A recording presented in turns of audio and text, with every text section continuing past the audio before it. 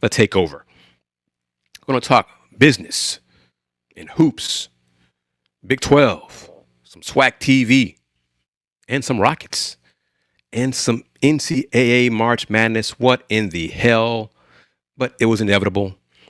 Alas, you know what I'm talking about there, the expansion to 76 teams. Oh my gosh, whatever.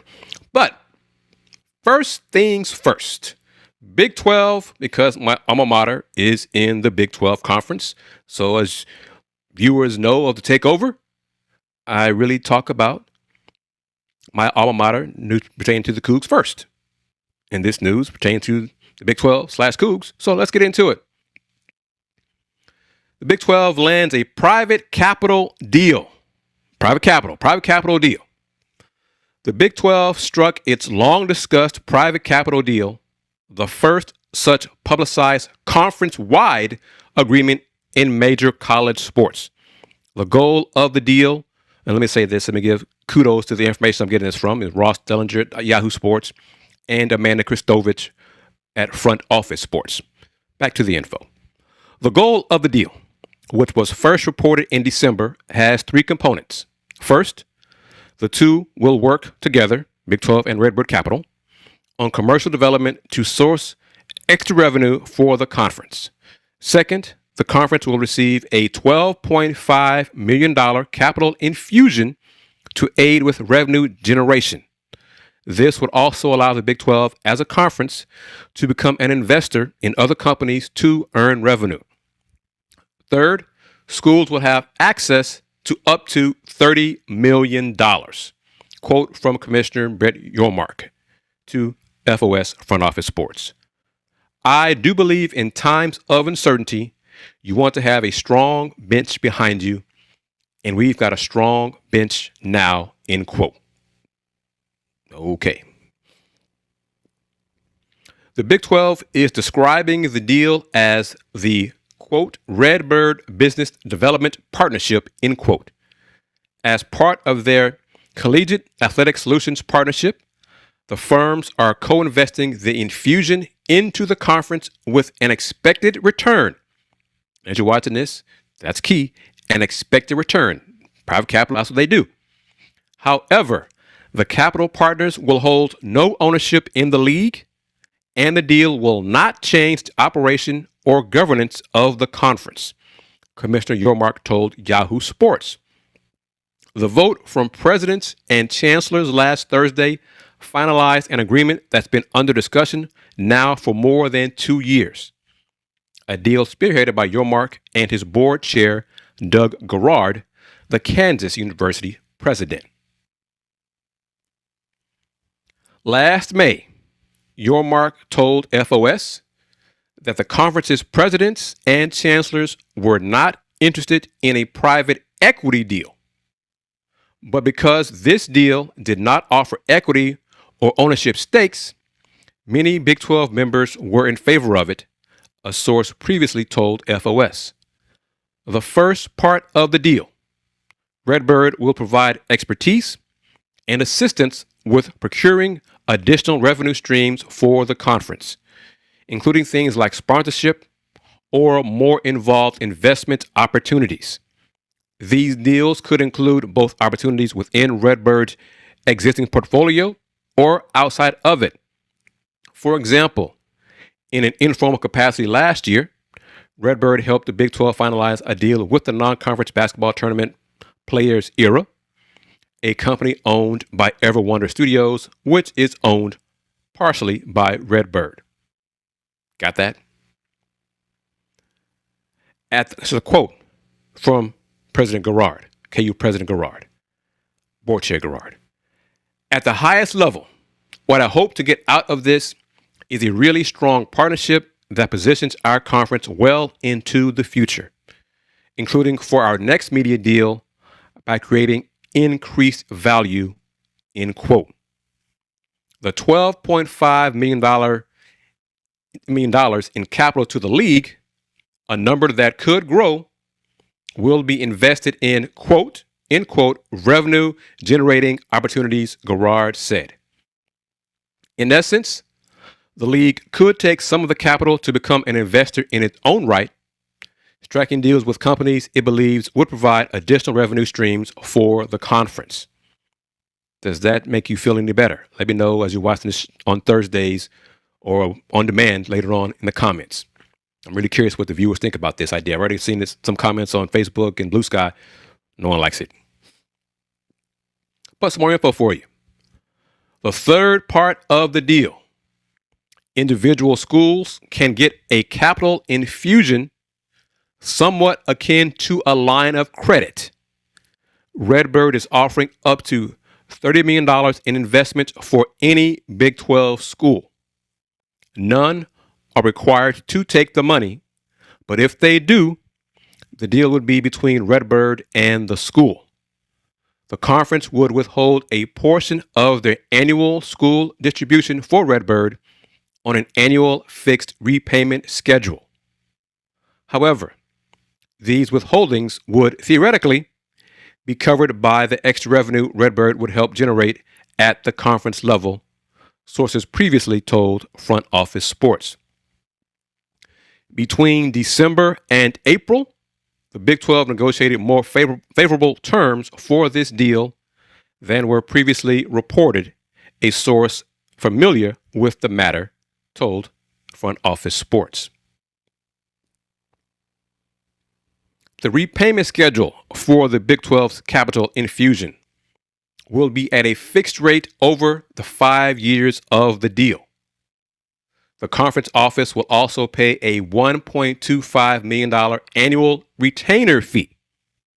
All of these fees are considered standard industry practices.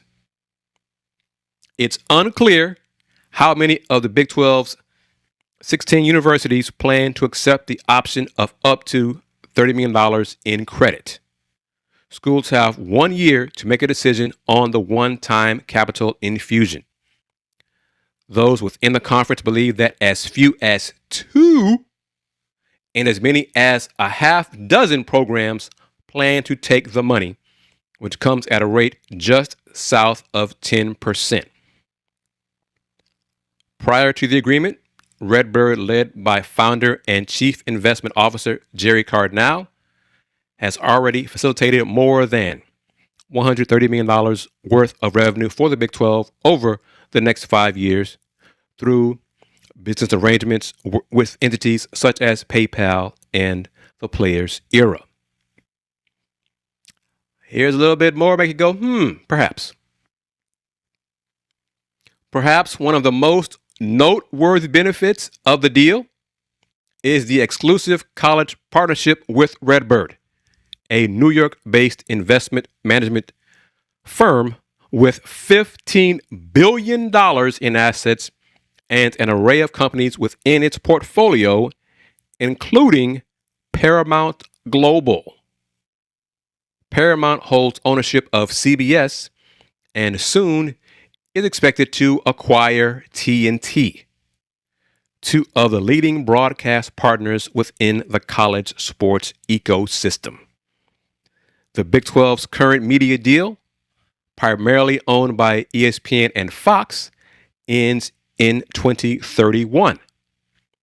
A league's media rights deal usually accounts for a majority of a conference's revenue distributed to its member schools. So that part is really from the Yahoo article via Ross Dellinger. So is Ross inferring that in the next media rights deal for the Big 12, that the Big 12 will become more synced with TNT, Turner Sports, via Paramount/Paramount, and possibly give what many fans and Big 12 media members, some colleagues, but more mainly fans, a Big 12 network. Would Turner Sports provide more content for the conference, more coverage of all the sports, not just football and men's basketball? Could that be in the future? Is that a part of Big Brett Yormark playing chess, not checkers? Thinking down the line, and doing the private capital deal, this private capital deal with an eye on a future partnership with Turner Sports and Paramount. What do you think? Does that make you feel any better regarding the Big 12 Conference new deal, new partnership with RedBird Capital? Let me know. I'm curious what you think. Regarding the change in terms, the lower payback rate, a little under 10%.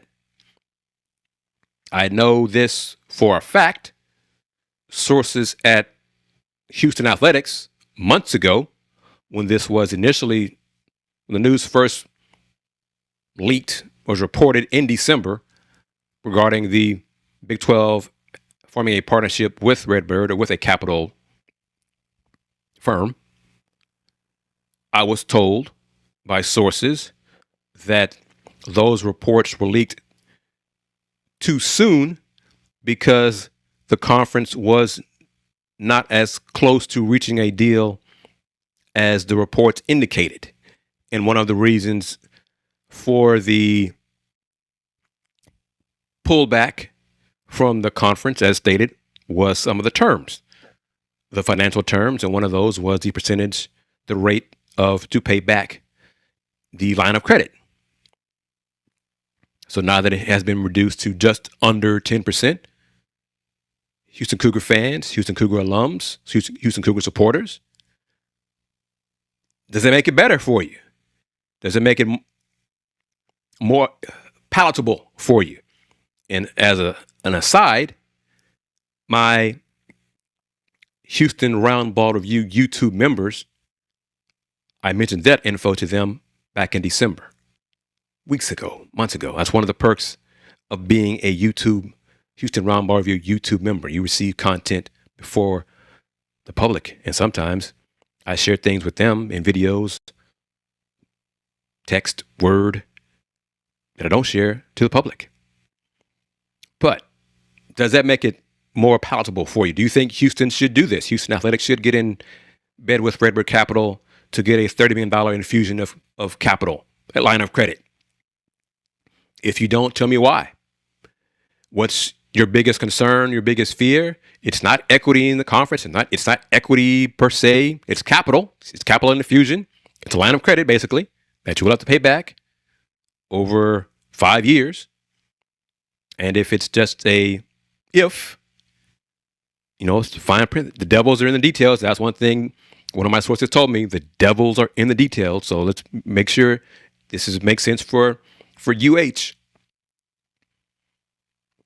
Is there anything else that has not been made public yet that Houston would say, we're still not going to do this?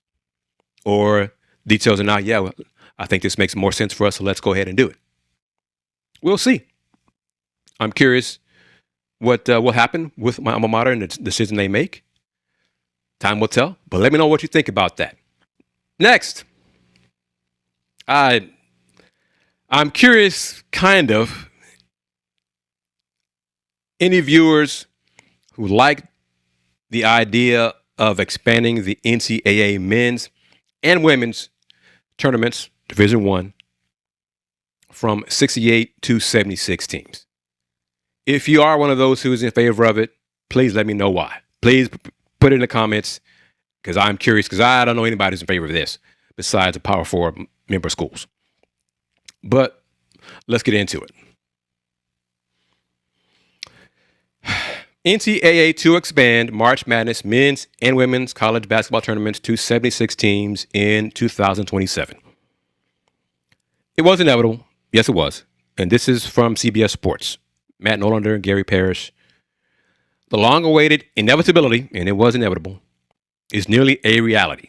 Both the men's and women's NCAA basketball tournaments are expected to expand to 76 teams effective next year, sources told CBS Sports on Tuesday. Now, next year, that means this coming season, the 2026-27 season. A formal announcement by the NCAA is expected in May, after every necessary committee officially ratifies the change in the near future.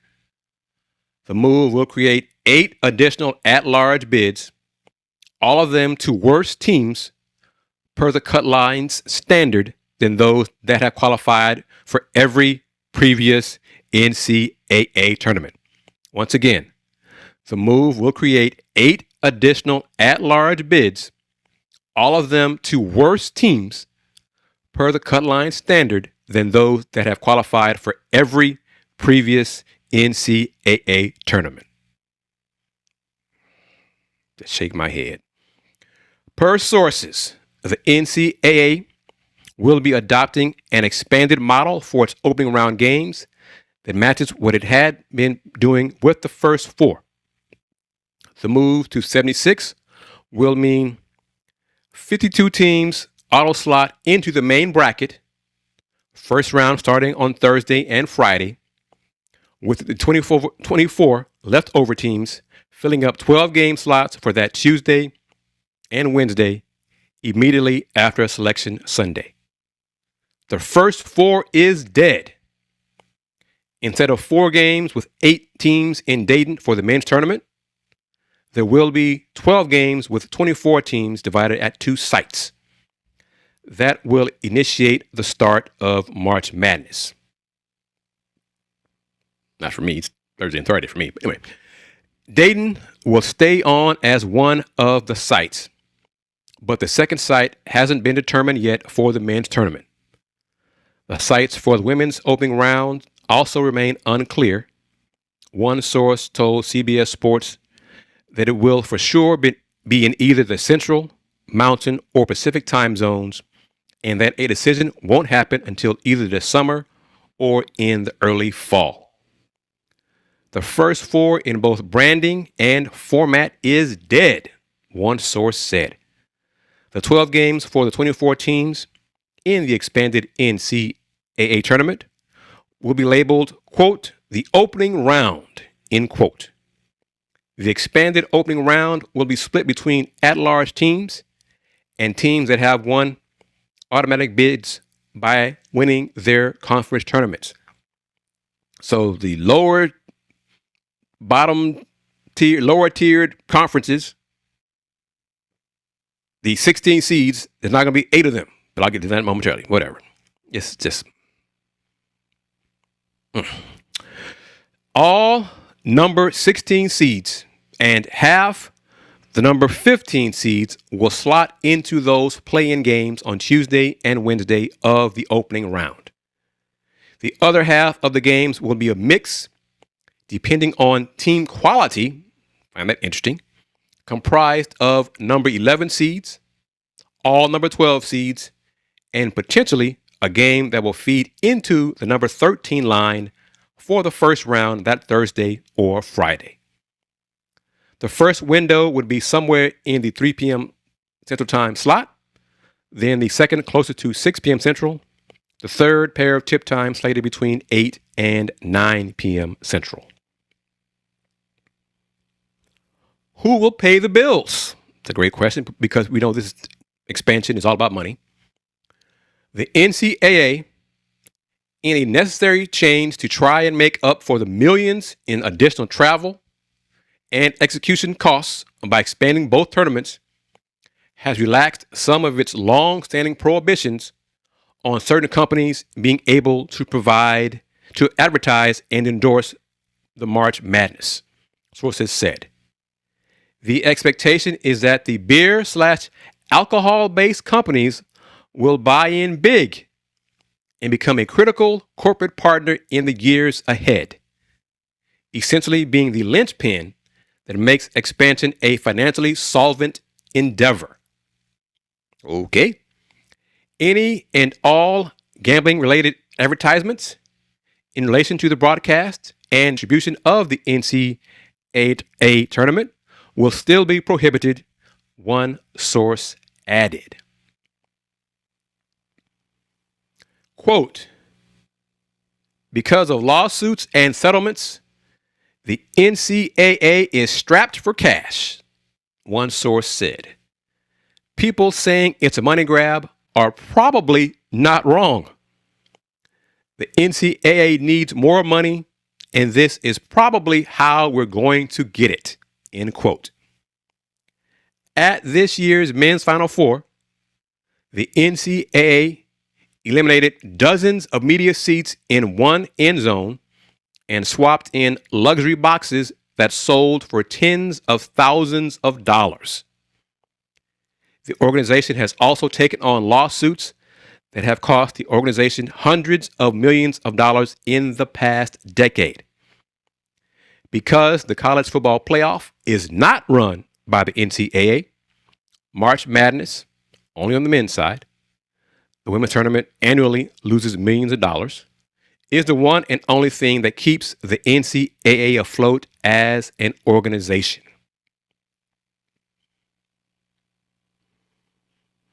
But here's some info about what a bracket of 76 teams could look like, courtesy of Dave Cobb from CBS Sports.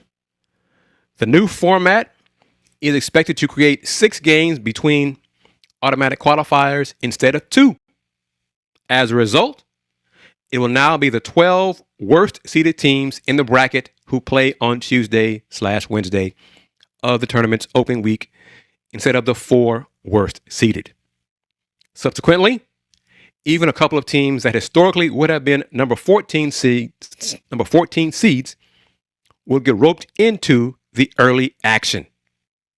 The expected new format will mean there are now 8 number 16 seeds instead of 6, and 6 number 15 seeds instead of 4. There will now be 8 number 16 seeds, and each of them will be playing in an opening round game for the right to face a number 1 seed in the first round. Now, you could say, 16 seeds, the winner receives a unit already for advancing to that next round. So being in the opening round and winning, you earn a unit. So you have a chance to get more units, 2 units possibly if you win, you make a huge upset. Making the tournament, you get a unit. Winning that opening round game, you get a unit. So that's how, for example, winner the SWAC representative, hey, we got 2 units. Prairie View won the first 4 game for the right to lose to Florida in the first round, but 2 games. Okay. So that's how they're going to probably spin it. But it just watch. Look at this. Just wait. Look at this. Teams that would have made the 2026 NCAA men's tournament as at-larges in a 76-team format.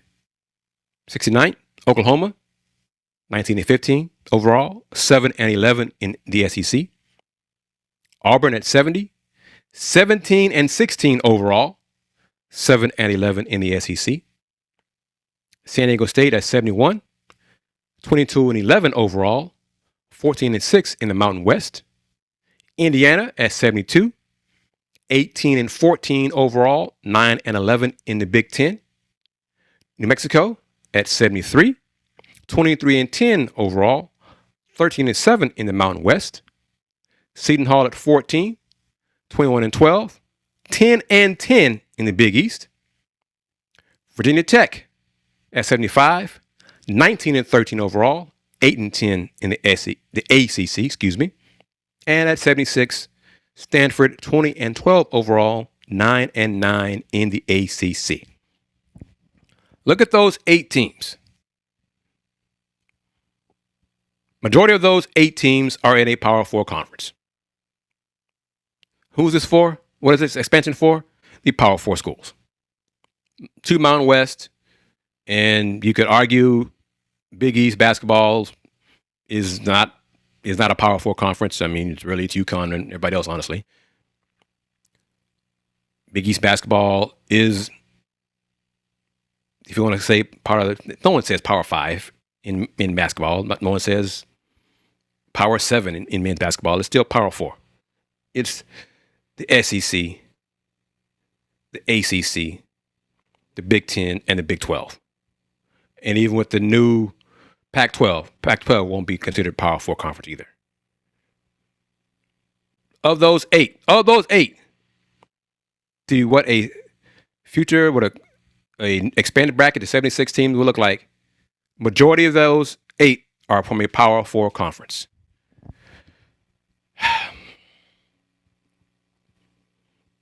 I knew it was inevitable. I knew it was going to happen. Don't mean I like it, because I don't like it. I know why they're doing it. Because the NCAA president, Charlie Baker, pushed for this. The Power 4 leadership pushed for this. The fans don't want this. And honestly, and it's no shade on the teams, the players who will get a chance to experience the tournament, the opening round. Good for them. But if they're one game over 500 overall, and if they're under 500 in conference play, especially 4 games under 500 in conference play, they shouldn't be in the tournament. I thought that for years. You're in a Power 4 conference, you should be at least 500 team in conference play to be in the tournament. I thought that for years. I don't care about, well, it's tougher competition. That's part of being in the big boy conference. Being in a big girl conference. If you can't handle the tougher competition, then go to a lower level and win games in that conference. 7-11 in conference play and you're in tournament. That is asinine. And we're going to see it. It's coming. It's here. Once the announcement is official, it's a done deal. And I hate it. I hate it. I hate it.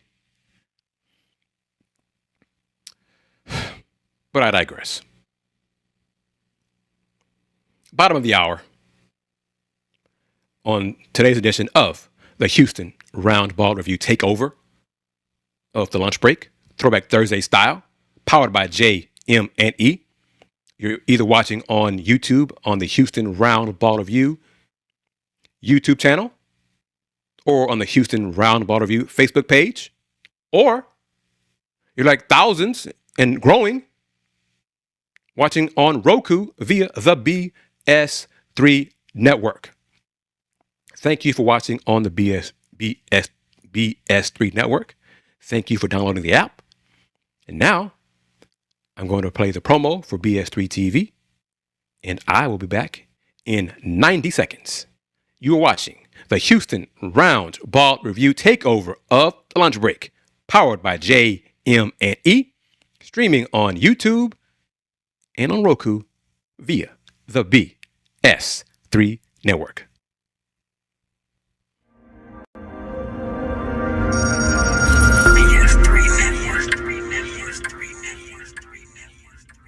BS3 Network, changing the way you watch TV.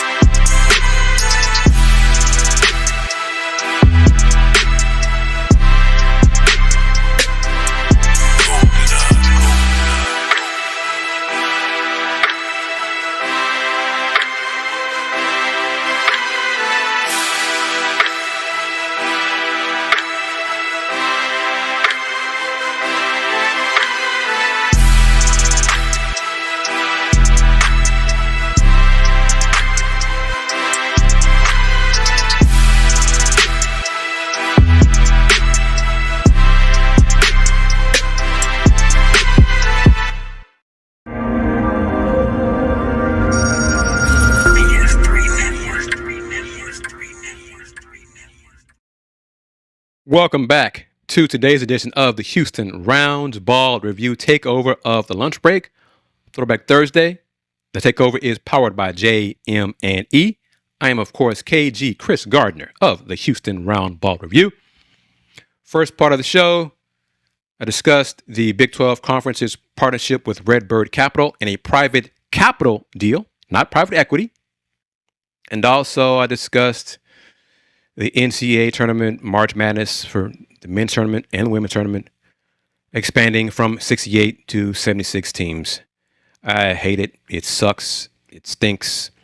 Let me know your thoughts on it. I wonder what this will do to the NIT. Well, no. The NIT is going to end up being just for the group of 5 conferences. That's what it's going to be for. The lower tier schools are going to get pinched and squeezed and stiff-armed. It sucks to be poor. But I digress. One of the reasons, and I'm probably going to have more discussion in this and some videos for members only, more details, but also have this discussion on Folks Talking Sports with my colleagues. I'm going to try to gather more information about it. But one of the things, as I mentioned, regarding the Big 12 partnership with RedBird Capital was the potential partnership, Paramount, Turner Sports, a few years down the line, of what if the Big 12, Turner Sports, kind of goes all in with the Big 12. And the Big 12 conference, instead of having games and a deal with ESPN and Fox, as majority of their content moves to Turner Sports. You got TNT, True TV, TBS, linear platforms, which a lot of Big 12 fans scream for and want the Big 12 to have its own linear network, like the Big 10, the ACC, the SEC. Well, I point to you. What if you have 3 linear networks? TNT, TBS, True TV. And each of those shows, airs, streams, whatever you want to call it, but linear, over the air, Big 12 games, Big 12 football games, Big 12 men's basketball games, Big 12 women's basketball games, Big 12 Olympic sports. What if that future deal, that next media rights deal includes that? Would that make you smile? Would that make you happy? Because we know or maybe you don't know, the Big 12 does have a FAST channel, free ad-supported TV. And you can catch the Big 12 studio show, weekday show, airing 7 to 10, 10 to 1, 1 to 4. It's a good show. Well done. It's also on YouTube, but it's on Roku, like BS3 TV. But there's no Big 12 linear network. A lot of fans hate ESPN Plus. I like ESPN Plus and the content it provides for the Big 12. But, I'm media, so I'm fortunate enough to be credentialed. Every year I take that I appreciate it because I don't take it for granted that I am approved for a credential. So I appreciate being able to go to the games. But a Big 12 linear network is lacking. I think the Big 12 conference should do more with the FAST channel and have more original content on there, partner with the member schools to provide more content on the FAST channel. I say all that, and I've been long-winded to say that because I want to bring up and mention to you some news about SWAC TV. And I've touched on SWAC TV in previous episodes of the Takeover. I discussed it when it launched in August. I discussed it before it launched. The news came out in July at the SWAC Football Media Days when it was announced, and the game's launched and network launched officially in August. Well, some details were shared by the commissioner, Dr. Charles McClellan, at the SWAC Golf Championship to the golf analyst, and one of those is my colleague, friend, and brother, Charles Bishop. And during the coverage of the SWAC Golf Championship on SWAC TV, Commissioner McClellan shared some details about SWAC TV's first 8 months. Check it out. And this info is courtesy of my colleague, Kyle T. Mosley with HBCU legends. Right off the bat, quote from Dr. McClellan. We've had to revise our strategic plan simply because it's taken off a little faster than we thought it would, Commissioner McClellan said of the SWAC TV rollout. The digital network, the conference launched 8 months ago. In the first 8 months of existence, SWAC TV has logged more than 55 million minutes watched, over 2.5 million unique viewers, and roughly 580 million impressions across the platform, according to Dr. McClellan. The network launched with football and added volleyball and soccer. By year 3 of the strategic plan, McClellan expects all 2,080 SWAC sporting events across 12 institutions and 18 sports to be available on the platform. A fast channel launch on Roku or Pluto TV sits inside the conference's 3-year plan with a full cable network as the long-term target. That's the SWAC, the Southwestern Athletic Conference. SWAC TV. It's on a lot of, I think it's on, what is it, Fire Stick, and you have, it's a free app to download and watch. A lot of the games, SWAC football, SWAC basketball, SWAC men's and women's basketball, available throughout this past season. The goal is to have all 12 member schools have the technology in place and the studio in place to provide air stream broadcast is what I'm looking for, quality content, viewer content. I think that's close to being done for every member school. Not all 12 have the technology upgrades yet, but that's in the works. SWAC TV. So when I read it, now I've seen it, and it's 8 months old, so it still has a few kinks here and there to iron out. But it's a damn good product. And seeing it, and seeing all the sports, majority of the SWAC sports, the Olympic sports too. So mom, dad, brother, sister, auntie, grandpa, uncle can watch their son or daughter on SWAC TV, compete for their team. Why couldn't the Big 12 do that? That was my thought initially, back in July, in August. Yes, I know about Big 12 deal with ESPN and Fox, and of course ESPN Plus. I'm trying to get Big 12 to have its own linear network. Well, hell, digital network. SWAC could do it. Why couldn't the Big 12 do it? It's not going to happen. I don't think the Big 12 will follow this SWAC model.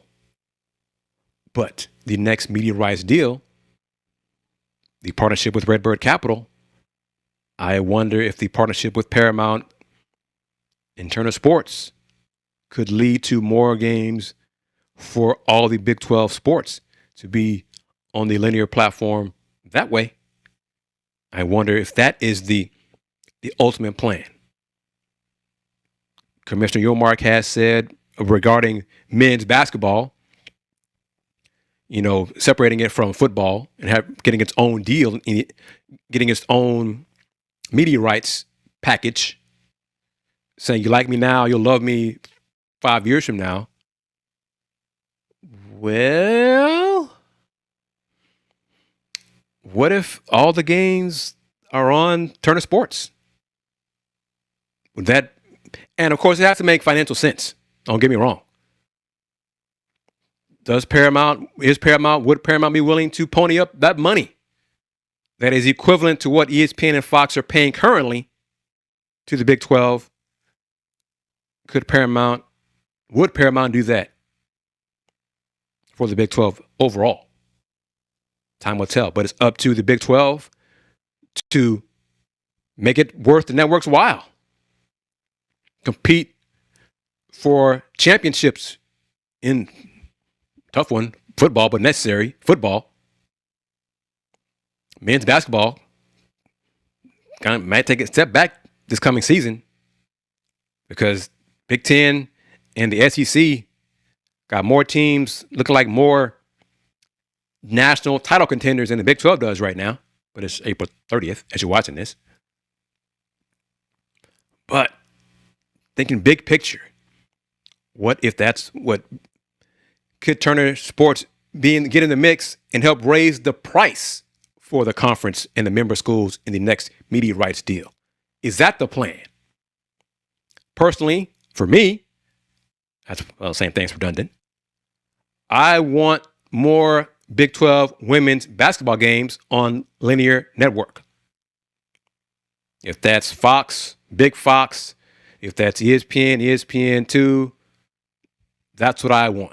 That's what the women's basketball teams need in the Big 12. Of course, they got to do their part as well. They got to need more than TCU to get to the Elite Eight from the Big 12.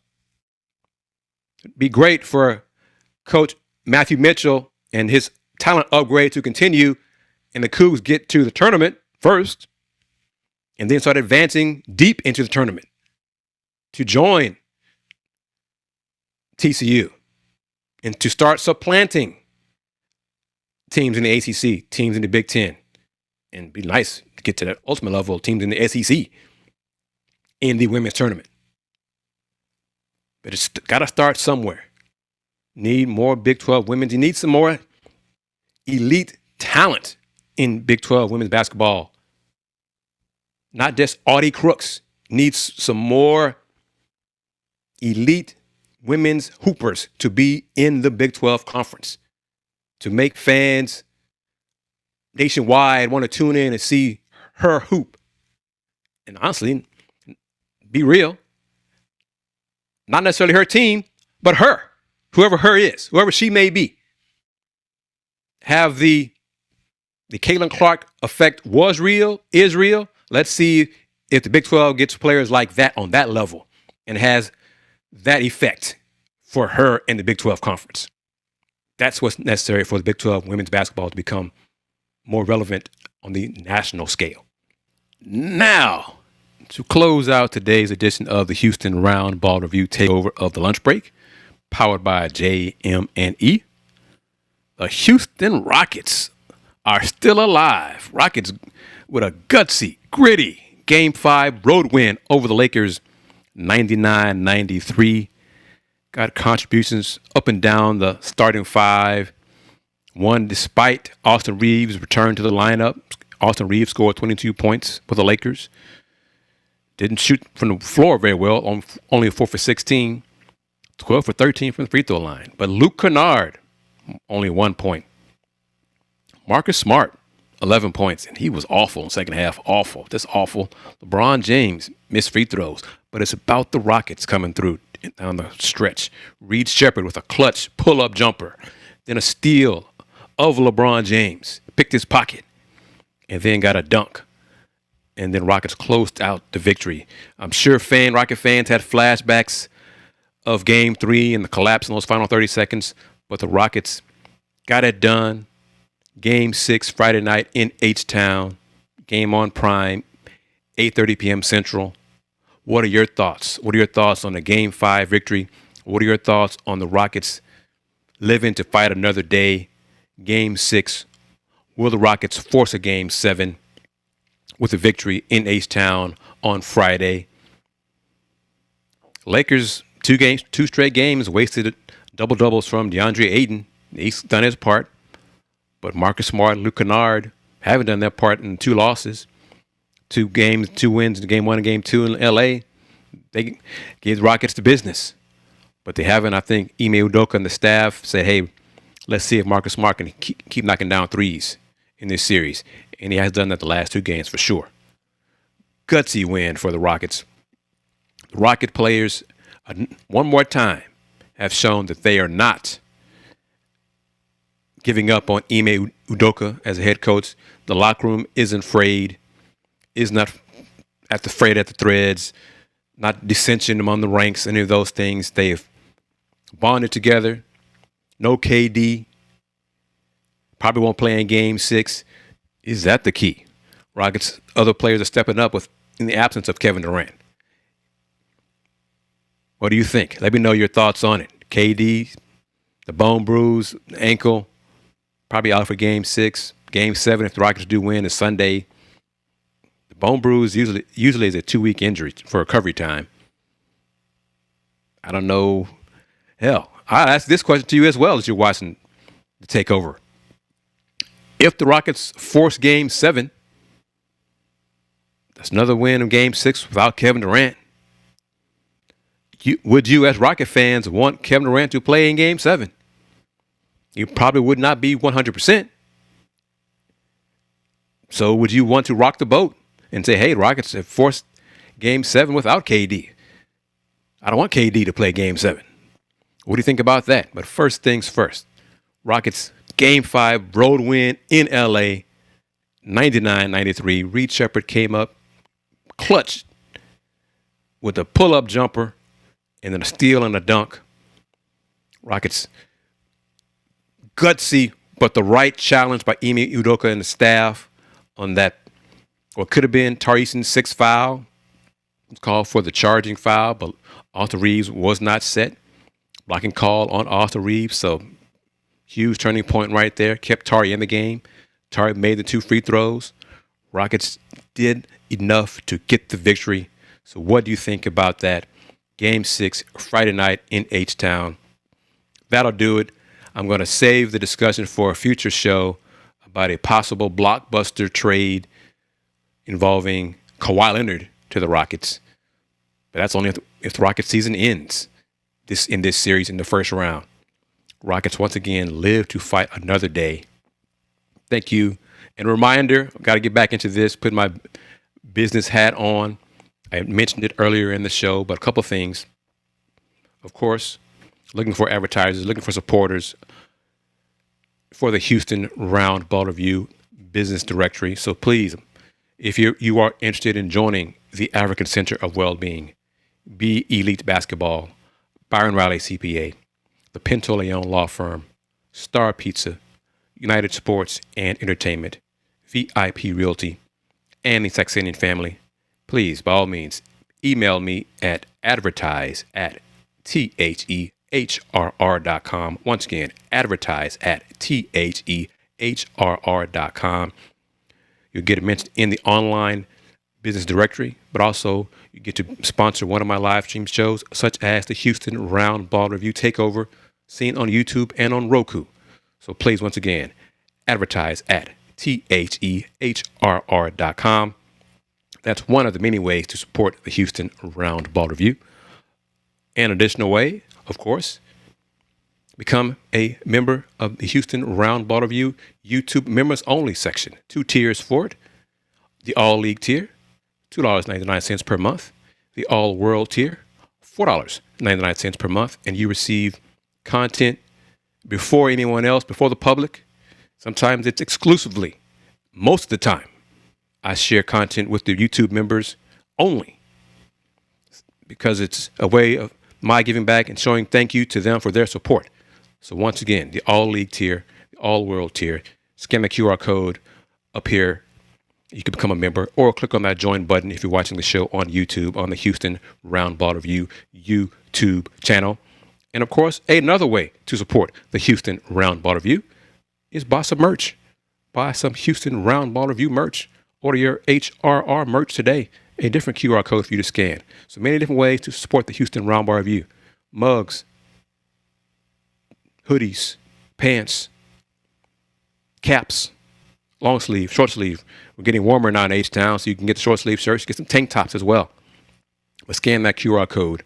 You can buy some Houston Roundball Review merch. That will do it for today's edition of the Houston Roundball Review Takeover of the Lunch Break. Throwback Thursday style. The Takeover, powered by JM&E. Touched on the Big 12's deal, private capital deal with RedBird Capital.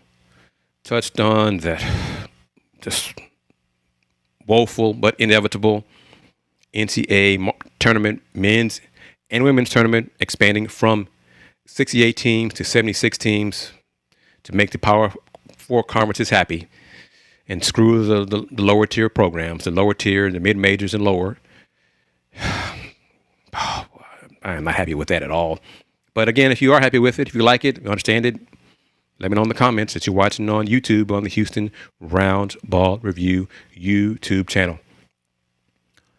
Thank you for your time. Thank you for your interest. Thank you for your comments. Tune in probably this Sunday evening for the next edition of Folks Talking Sports. Depends on what time Game 7 Rockets-Lakers. I think the Rockets are going to win Friday to force a Game 7. So depending on what time Game 7 is Sunday, there'll be a Folks Talking Sports show airing live stream on the Houston Roundball Review YouTube channel. That'll do it for today's edition of the Houston Roundball Review Takeover of the Lunch Break. As always, you know it, and if you don't know it, this is for you. Since 1994, the Houston Roundball Review. Local name, global perspective. Take care. Peace.